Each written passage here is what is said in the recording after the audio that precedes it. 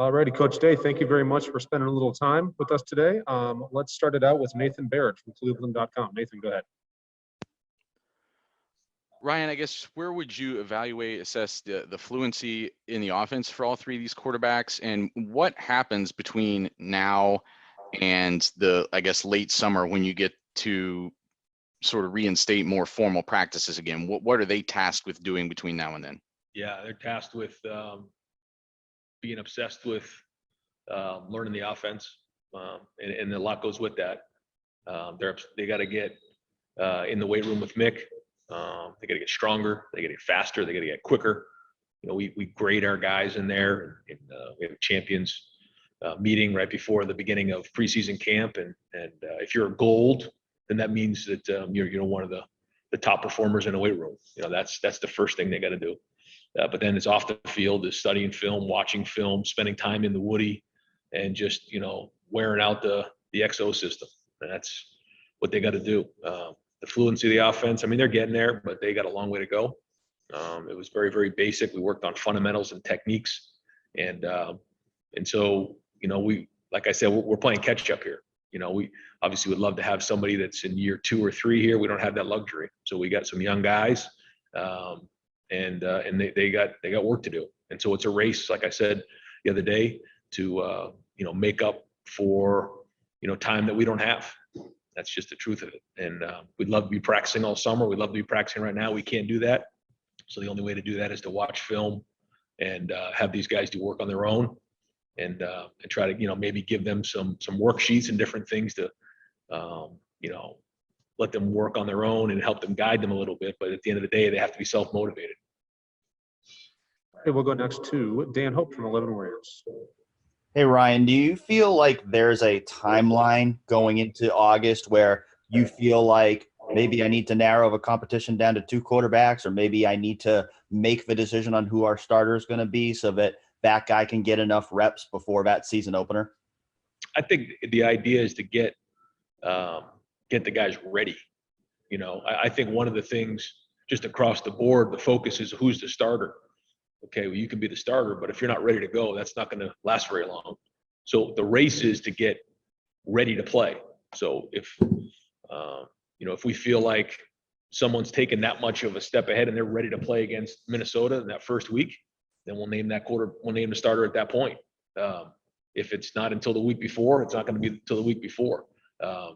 It would be ideal to be able to name somebody a little bit sooner than that. So like you said, they can get the majority of the reps. But until someone really puts themselves out in front of the other two, we'll just keep going. And it's a long year. It's a long process.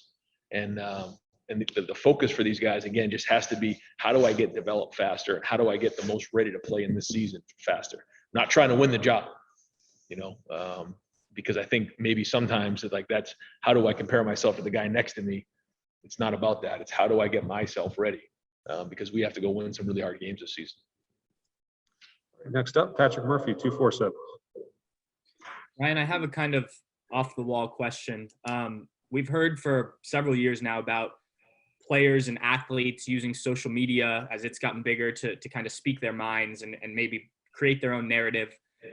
Recently, and by that I mean within the last year, you've seemed to use that on your own, whether it was talking about wearing masks and being safe, supporting the team in their fight to play, coming out the other day and talking about Justin's health. I'm just curious at what point you realized social media could be a tool for you and how you decide when you want to use that. Because I know it's not, all the time that you put messages like that out.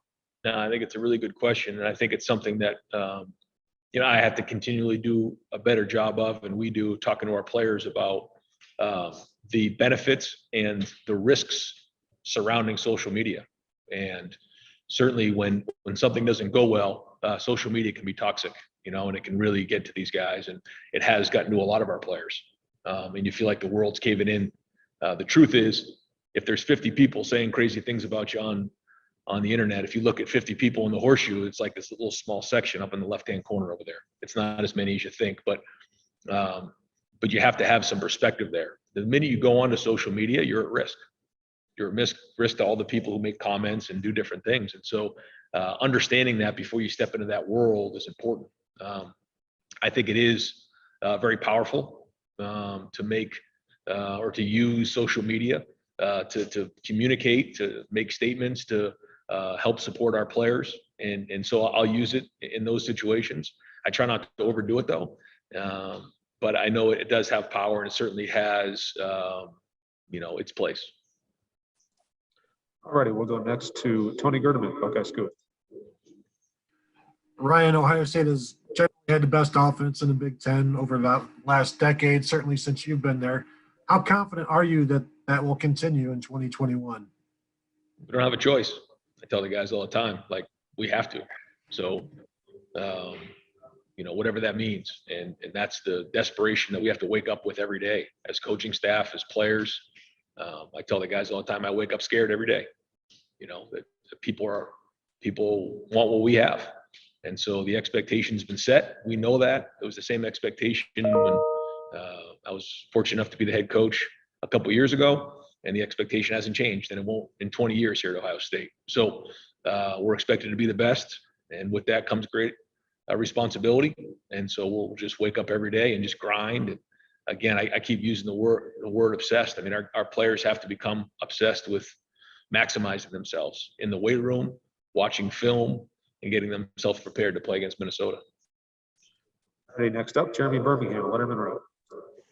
Hey, Ryan, I know that obviously the 180-mile radius around Columbus is always the most important focus on the recruiting trail. But when you guys look ahead and see one area or one region of the country that has like a really centralized group of talent in a class that's down the road, how does that change how you approach the entire class? Or do you guys reallocate resources or change things up at all when you see like Florida having a huge year down the road? And how does that change things for you? I don't know if it changes things other than, like you said, we try to recruit as many guys as we can in our footprint here, the Midwest, certainly the state of Ohio. And then we go from there. We're fortunate enough to be able to recruit from coast to coast. And when you look at our roster, you see that. And we're looking for guys who have like-minded philosophies. They want to be great. They want to compete. They want to come in here and be part of a family, but also compete for a national championship. So we're looking for that right culture fit. But in terms of philosophically in recruiting, we're very much position specific. And because of the way things have been the last year and a half, it's been a lot more efficient for us to be position specific. When you're on the road traveling and you go down to see a defensive back in Florida, now you need to go recruit the area a little bit and see some of the coaches and kind of cultivate the area. When you're not traveling, it's a lot easier and more efficient to just do more position recruiting, because in the end, these players want to know who they're being coached by, and the position coach, the strength coach, and the head coach all have to be involved in that. So that's kind of what we've been into. As we start to get back on the road recruiting, then we'll start to really focus in a little bit more on our recruiting areas to be more efficient with our time. Let's go next to Bill Ravina. It's Columbus Dispatch. All right. Other than quarterbacks, probably the biggest question your team is the back seven on defense. What do you see from your linebackers and DBs and what you see in the spring? How concerned are you about the injuries and the lack of how that will affect you going forward? And how comfortable are you going to be in the fall, you think, with the back seven? I mean, I'm very encouraged with what we did this spring on defense in general. I think we have some really good young talent back there. And, the forecast is that we're going to get everybody back here. So we did have some surgeries, different things. And so that was frustrating that these guys weren't able to get as many reps in the spring as you would like. But the good news is the cavalry's coming on this thing, and we're going to have really great depth back there. When you look at our numbers and where we're projected to go into preseason camp, I'm fired up about that. But like you said, summer is going to be really, really important. Preseason is going to be really, really important. We do have some guys who have had some reps back there with Seven and Cam. Those guys have been in the program for a while. Marcus Williamson. But we also have some young guys, some freshmen that are coming in. But I was encouraged by what I saw back there. I thought that some of the young guys really stepped up, and they used these 15 practices to get better.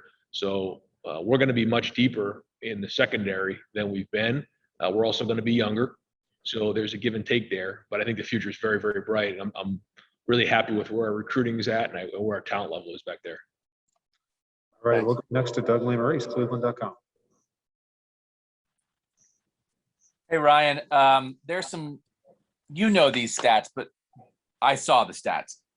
Justin and his time at Ohio State seemed to, you used him to throw down the field a lot. He threw maybe fewer screens or RPO, shorter stuff than some of the other top quarterbacks than Trevor Lawrence or Mac Jones. We know when you got here, a lot of mesh routes with JT. Dwayne got the ball out of his hands quickly. With where your quarterbacks are now, would you imagine in this season you'll emphasize the short passing game a little bit more, get it out of their hands with the young quarterback? Or do you want to be an offense that throws the ball down the field a lot, and that what we saw with Justin is more indicative of where this offense is now? Again, another great question. I think we're still not there yet with these guys, figuring out where we want to spend our time in terms of emphasizing. Our offense is our offense. It hasn't changed, when JT was the quarterback, when Dwayne was the quarterback, when Justin was the quarterback. But to your point, what do we want to emphasize? The plays really haven't changed. But if you have 100 plays in a game or 80 plays in a game, when do you want to, emphasize based on their strengths? 3 different quarterbacks, very similar, but I think all 3 have different strengths and weaknesses. And so as we go into a game, we're certainly going to do the things that they, do best. And I don't think I have the answer to that yet. I think some of them do get the ball out of their hand quickly, and that's good. I think they do have good accuracy underneath. But I also think that they do a decent job down the field as well. So in a perfect world, you'd like to do a little bit of both. And if that's what we do, that's what we do. But again, the strength of college football coaching is to find out what they do really, really well and emphasize that. We're still not there yet, though. All righty, we'll go next to Whitney Harding. Whitney, go ahead. Hey, Ryan, it feels like every offseason from college football, there's the question of, is overtime going to change? And it finally did.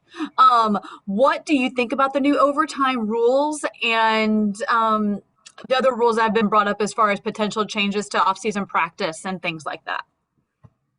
Yeah, I think the overtime rule makes sense when you see some of these games. I know some of the crazy games have gone 6 and 7 overtimes, and that's not good for the players. So I get it. It's not ideal, but I think it makes sense for player safety. And yeah, the stuff that goes on the summer, I just think we need to really talk that and think that through and make sure we're not rushing into a decision on that. Because we've been doing things a certain way for a long time, and I don't think we want to change just to change. But certainly, I think it's worth a conversation. Okay, let's go next to Austin Ward, Letterman Row. Ryan, is there something that you didn't get accomplished in spring that you thought you would or you wanted to? No, not really. I think that the fundamentals and techniques were just the huge emphasis point.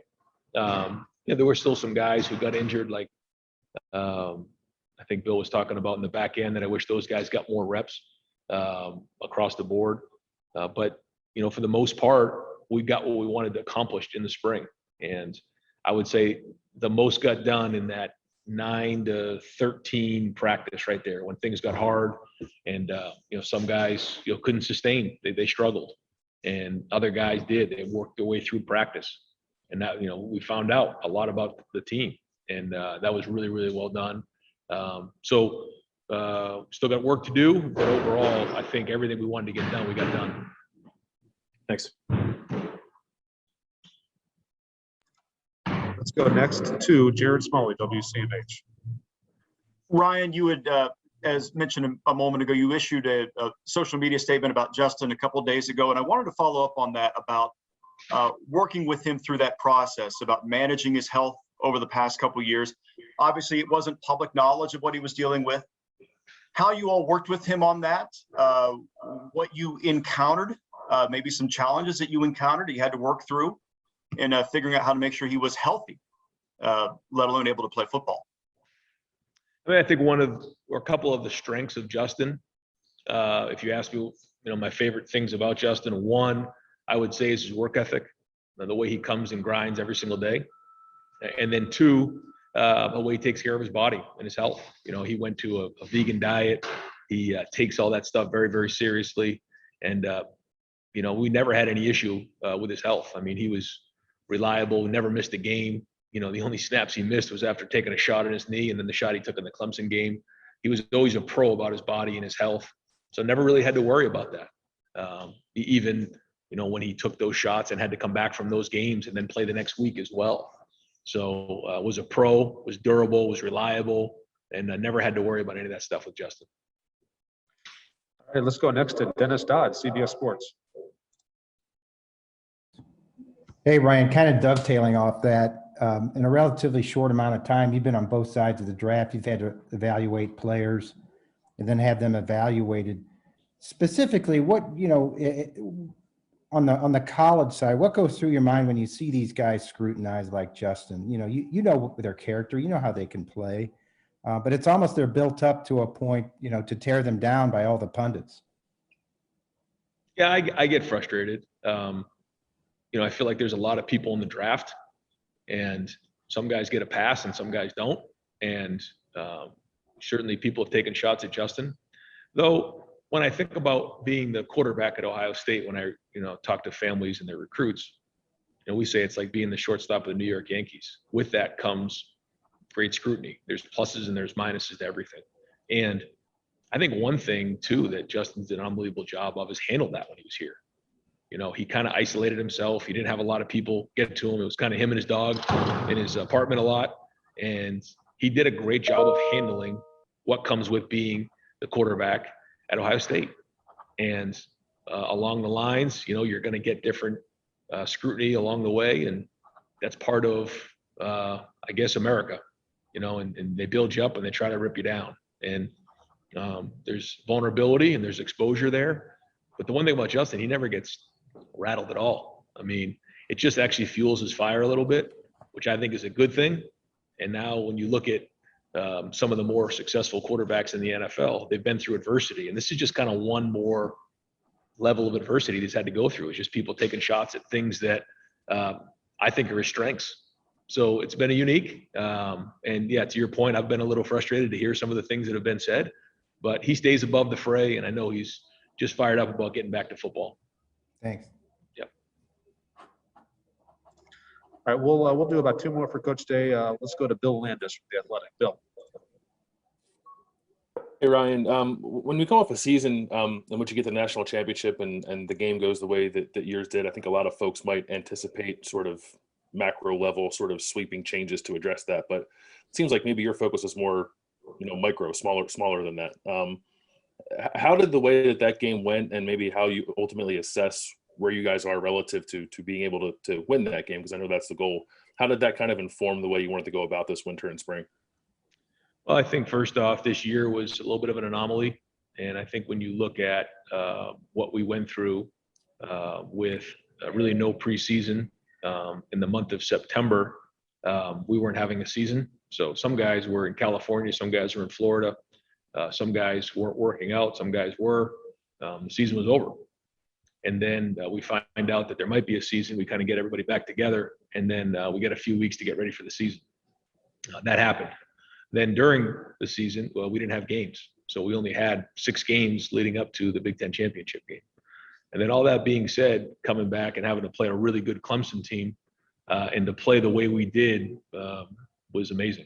And I don't really know to this day how we got that done, because we weren't really prepared to play in the postseason the way that we would like to normally. And then coming off of that game, you know, Justin's got that injury. We had one padded practice leading up to the game. Some days, you know, leading up to that game, we weren't allowed to practice because we had to meet virtually because we had an outbreak of COVID on the team. Yet we still were going to play in the game against an opponent that really hadn't broke stride all year. Very, very difficult situation, and never made excuses. We were going to play in the game. I would love to have played the game under different circumstances in a different moment, but I chalked that up to COVID, and it's a learning experience. And so I'm very, very proud of what we accomplished this year. And to make changes because of that would be foolish, because the things that were accomplished this year were amazing. Some of the best coaching that I've seen and some of the best leadership that I've seen in my coaching career. So I look at the other way. I think guys need to be commended for what they did, because this was really, really hard. And unless you were really in it, you don't get it. And I'm not trying to be over dramatic, but it was real. And we'll be talking about this for 20 years down the road. So I'm proud of what we did. Certainly every year you want to make adjustments, and you got to get back to that game. We got to win that game. That's part of our job here at Ohio State. That's the expectation. We know that. We're not going to run from it. So we're always going to make adjustments year in and year out. But I just think that things that were done this year were awesome, and we're going to keep building on as we move forward. All righty, let's go next to Tim May, Letterman Row. Thanks, Mike. Real quick, that was funny coming off of that speech there. But I did want to ask you about this, Ryan. Trey Henderson, last time you saw him run the ball, he was a junior in high school. And I'm just wondering specifically about him and the running backs, but specifically about him. What did you see that just stood out about him through the spring and through the spring game that tells you he can contribute? Yeah, I mean, I hate to talk too much about the freshmen because there's a lot of sophomores and juniors and seniors that have made great strides. But I know that some of the new guys we like to find out about. And so, yeah, I mean, I think Trey, really did a good job after not playing football for a long time. He's still learning and figuring it out, similar to the way JK didn't really play his senior year. Yeah. He had to kind of come in and learn. So every time he got out there, he was kind of getting more and more strong and figuring things out. But I think he has the respect of his teammates because of his approach, the way he lives his life off the field, his seriousness about the game. So excited to see where this summer heads as we head into August. Thanks, man. Yep. All righty, and last question for Coach. We'll go to Rob Aller, Columbus Dispatch. Oh, Rob, you're on mute, I think, bud.